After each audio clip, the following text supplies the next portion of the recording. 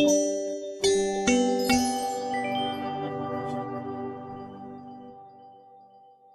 चाहिँ म तपाईहरुलाई अनलाइन सेक्युरिटिजबाट चाहिँ TMS अकाउन्ट कसरी ओपन गर्ने भन्ने कुरा यहाँलाई सिकाउन गइरहेको छु र मैले पर्सनली भन्नुपर्दा पनि अनलाइन सेक्युरिटिज जुन यसको ब्रान्च धरानमा रहेको छ यो चाहिँ एकदम सजिलो लाग्यो मलाई चाहिँ र एक दिनमै यसमा चाहिँ TMS अकाउन्ट चाहिँ ओपन हुन्छ र एकदम फ्लेक्सिबल पनि रहेको छ, सजिलो रहेको छ। त्यसैले मैले तपाईलाई यो नलेज शेयर गर्न गइरहेको छु।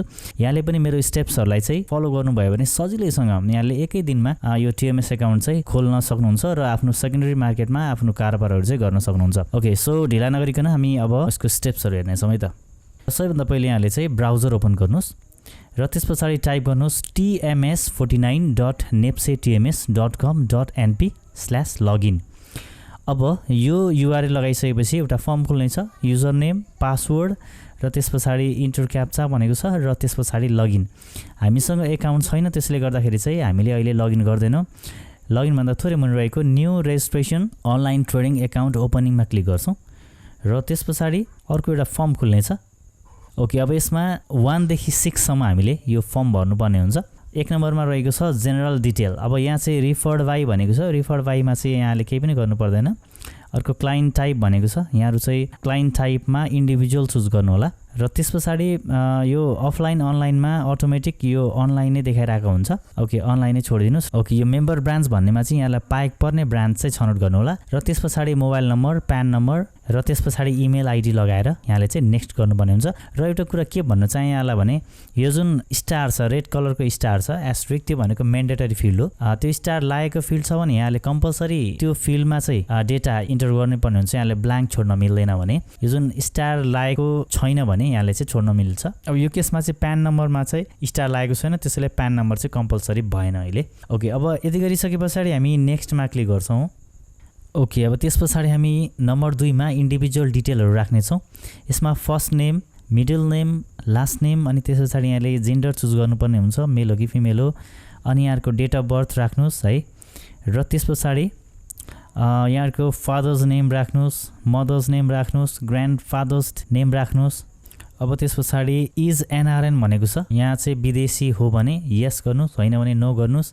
इज माइनर भनेको छ, नाबालकको हकमा चाहिँ यो यस हुन्छ भने, नाबालक होइन भने चाहिँ नो गर्नुस्। नेसनालिटीमा नेपाल छँदैछ। सिटिजनशिप नम्बर राख्नुस् र त्यसपछि सिटिजनशिप इस्यु भएको प्लेस राख्नुस् र त्यसपछि सिटिजनशिप इस्यु भएको डेट राख्नुस्। नागरिकता जारी मिति, म्यारिटल स्ट्याटसमा तपाईँ म्यारिड हो कि सिंगल हो। यदि म्यारिड राख्नुभयो भने सपोज नेम पनि भन्छ, श्रीमानको नाम राख्नुस्। अरू यो सन्स नेम, डटर नेमहरू यो म्यान्डेटरी फिल्ड होइन, अरूलाई छोडे पनि फरक परेन। तर अकुपेसन भने यहाँले इन्ट्री गर्नुपर्ने हुन्छ।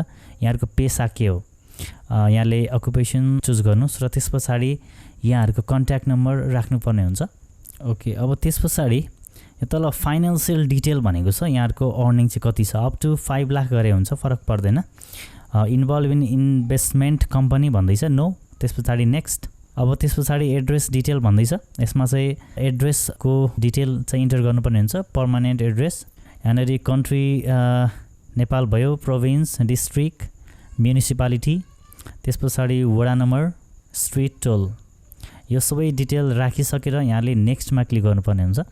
ओके, एड्रेस डिटेल चाहिँ सक्सेस भइसकेपछि अब बैंक डिटेल यहाँले लगाउनुपर्ने हुन्छ, बैंक नेम, बैंक ब्रान्च, त्यसपछि बैंक टाइप, सेभिङ हो कि करेन्ट हो कि, नर्मली सेभिङ हुन्छ। एकाउन्ट नम्बर राखेर नेक्स्टमा क्लिक गर्नु होला। ओके, अब त्यसपछि यसमा चाहिँ BOID लगाउनु पर्ने हुन्छ। यहाँले जुन मेरो शेयरको एप्लिकेसन लगइन गरिसकेपछि माई डिटेल भन्ने ठाउँमा त्यहाँ BOID हुन्छ, त्यो लगाउनु होला। र त्यसपछि मनी ल्यान्डरिङ भन्छ, यसमा चाहिँ यो सबै नो गरे पनि हुन्छ, फरक पर्दैन। अब मेन भनेको डकुमेन्ट अपलोडको सेक्सन रहेको छ, यसमा सबै डकुमेन्टहरु चाहिँ अपलोड गर्नु आवश्यक छैन। जस्तो यहाँनेरि एस्ट्रिक लागेको रातो जुन स्टार लागेको छ त्यो फिल्डमा मात्रै यहाँले चाहिँ डकुमेन्ट अपलोड गर्न सक्नुहुन्छ, अरूमा चाहिँ आवश्यक भएन, अरूमा नगरे पनि फरक परेन। यसमा सिटिजनशिप सर्टिफिकेट भनेको छ, नागरिकताको तपाईले चाहिँ फ्रन्ट र ब्याक एउटैमा बनाएर चाहिँ यसमा अपलोड गर्न सक्नुहुनेछ। अर्को भनेको यहाँहरुको PP साइज फोटो पनि म्यान्डेटरी छ, त्यो पनि गर्नु होला। र त्यसपछि यहाँले चाहिँ सिग्नेचर पनि अपलोड गर्नुपर्ने हुन्छ। Selfie carrying any government issue आइडीमा चाहिँ आफ्नो फेस पनि देखिने गरी र डकुमेन्ट पनि देखिने गरी एउटा यहाँले फोटो खिच्नुपर्ने हुन्छ र त्यो फोटो चाहिँ अपलोड गर्नुपर्ने हुन्छ। अब त्यसपछि लास्टमा गएर यहाँले सिग्नेचर पनि अपलोड गर्नुपर्ने हुन्छ। सिग्नेचर अपलोड गरिसकेर यसमा नेक्स्टमा क्लिक गर्नुहोस् र त्यस पछाडि ओके अब युजर एग्रिमेन्ट आउँछ यो सर पढेर चाहिँ अब यहाँले फाइनली सबमिट गर्न सक्नुहुनेछ। सबमिट एप्लिकेसनमा क्लिक गर्नु होला। फाइनली आई एग्रीमा टिक लगाएर चाहिँ यो युजर एग्रिमेन्ट यहाँले पढ्न पनि सक्नुहुन्छ। I agree to above terms and कन्डिसनमा क्लिक गरेर प्रोसिडमा क्लिक गर्नु होला। ओके र त्यस पछाडि creating new application please confirm भन्छ, यसमा सबमिटमा क्लिक गरिदिनु होला। ओके सक्सेस देखाइरहेको छ। Client registration application has been submitted. Okay अब एप्लिकेसन सबमिट भइसकेको छ। अब ब्रोकर अफिसबाट चाहिँ त्यहाँको स्टाफहरूले चाहिँ एप्रुभ गर्नुहुन्छ यहाँको एप्लिकेसन र त्यस पछाडि लगत्तै यहाँलाई चाहिँ इमेल मार्फत जानकारी प्राप्त हुनेछ। इमेलमा यहाँको क्लाइन्ट आइडी हुन्छ र त्यस पछाडि एउटा पासवर्ड हुन्छ र त्यो चाहिँ अब फेरि त्यो इमेल आइसके पछाडि एउटा लिङ्क दिएको हुन्छ। त्यो लिङ्कमा इमेलमा त्यो लिङ्क हुन्छ, त्यो लिङ्कमा क्लिक गर्नु होला र त्यो लिङ्क खोलिसके पछाडि यहाँलाई चाहिँ पासवर्ड रिसेट गर्न भनेर सोधिएको हुन्छ। इन्टर न्यू पासवर्ड भनेर आइरहेको हुन्छ। त्यो चाहिँ मैले ठ्याक्कै अहिले यहाँ देखाउन सकिनँ। त्यहाँनेरि तपाईँले आफ्नो पासवर्ड नयाँ पासवर्ड सेट गरिसके पछाडि अनि यहाँले चाहिँ यो फेरि यो सुरुकै tms49.unepsitms.com.np मा आएर चाहिँ यहाँको युजर नेममा चाहिँ यहाँको क्लाइन्ट कोड लगाउनु होला। जुन इमेलमा आएको हुन्छ क्लाइन्ट कोड त्यो क्लाइन्ट कोड लगाउनु होला र पासवर्डमा यहाँले सेट गरेको नयाँ पासवर्ड लगाएर चाहिँ अनि त्यो क्याप्चा इन्टर गरेर लगइनमा क्लिक गर्नु होला। त्यस पछाडि यहाँको चाहिँ TMS एकाउन्ट चाहिँ लगइन हुनेछ र त्यस पछाडि यहाँले चाहिँ आफ्नो कारोबार गर्न सक्नुहुनेछ TMS एकाउन्टमा।